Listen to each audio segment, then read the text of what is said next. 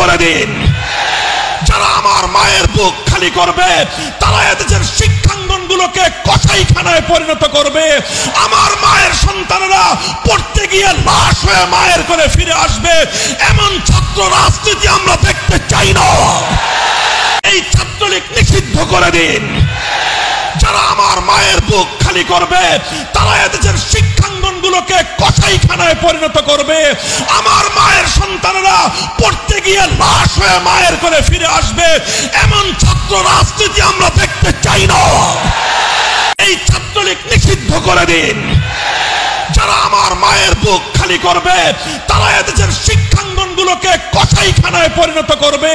আমার মায়ের সন্তানেরা পড়তে গিয়ে লাশ হয়ে মায়ের করে ফিরে আসবে, এমন ছাত্র রাজনীতি আমরা দেখতে চাই না।